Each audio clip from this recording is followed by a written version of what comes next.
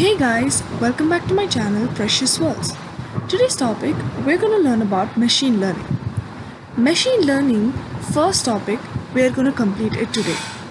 So, what do you actually mean by machine learning? Machine learning is nothing but something that is made by human. Right? So, machine itself says something that is made by human. A human made or a man made, right? Man-made is something that you're going to learn right now, which is nothing but machine learning. Let us learn about the first topic, that is well-posed learning problems. Well-posed learning problems. What do you actually mean by that? Look, the main thing about well-posed learning problems is a computer program is said to learn from experience E in context to some text T and some performance measure P. If its performance on T, as was measured by P, upgrades with experience E. Hopefully, I know that you didn't get it. I'm going to explain you right now. So I'll give you a basic example. For example, you are trying for your job, right? So, and you have no experience, completely nil. So what are you going to do at that time? Usually, since you do not have experience but you still know what and how are the basics for coding, what you're going to do is you're going to get a lot of certifications, right? You're going to make sure that you get a lot of certification based on what coding, based on what Java, for example, C, C++. If you'll get more certifications on them so that you can gain good, you can make some good certifications, right? So you can do some tasks. Right? Now, you can do some upgrades. So, the main thing here is a computer program. There is a program that we are set to learn that should always have an experience, says E. For that experience, we need to do some tasks. So, in context to some tasks, T. And that performance measure will be P. Right? And was measured. Actually, it is measured by whom? As we said, performance measured P, right? So it actually, what does it do ultimately? We are going to upgrade with experience E. So we have to get our certifications and then we will get a job as a fresher, proper fresher. Else, we need some experience, then only we can get something as a good job. As in good job with a good salary, right? So here, if you have noticed in the definition of well-posed learning problem, we have got three main traits, right?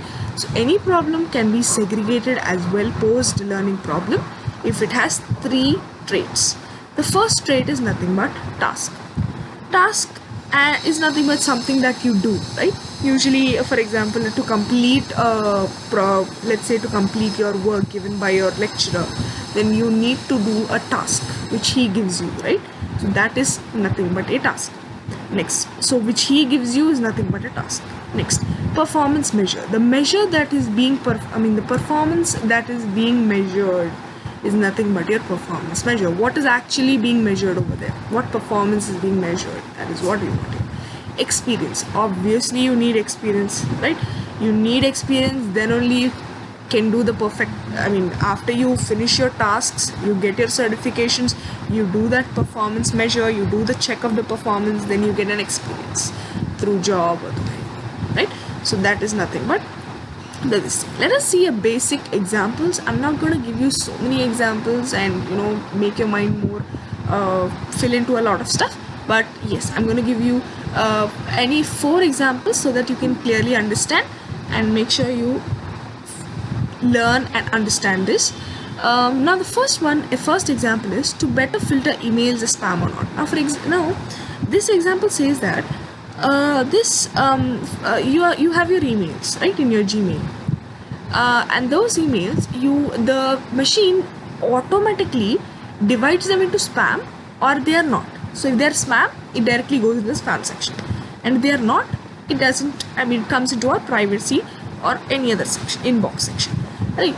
So here again, as I told you, the 3 traits have to be followed. One is task, performance measure, experience. What is task? Task says that what is the task that is actually happening to better filter emails as spam or not? as usual, classifying emails as spam or not. We're here basically classifying emails as spam or not. Now let us see the performance measure. The performance measure says that the fraction of emails accurately classified as spam or not spam. So it should give the accurate value, accurate fraction of emails, and they have to get classified as spam. That is the main thing over here. So as I said you, that is the performance measure, the fraction of emails accurately classified as spam or not spam. So it accurately classifies it is either spam or not spam. That is nothing but the performance measure. Now what is the experience? Obviously, what does it do? Experience observing you label emails as spam or not spam. So the experience is it actually labels the emails as spam or not spam, right? So that is nothing but the basic experience that emails will get filtered as. Next, checkers learning problem. Now you have seen a checkers learning problem, or you have known the checkers game, right? So what usually happens is there are different types of there are two colors based on it, and you have two different, like a few of the sections that you can move the checkers game as something like on a checkerboard, sorry. Yeah, so the task is to play the checkers game. There are two people who play the checkers game, and the performance measure is to % of games won against opposer. For example, I am playing against you, so obviously I'll be having a performance measure saying that I have let us say we both are very good in games, so we have approximately 50 and 50% of winning against you. For example, I have the 50% of winning. So that is nothing but how we measure the performance. For example, you are better than me in playing this checkers game. Then probably you should be having 60% winning capacity. I mean, winning against me, right?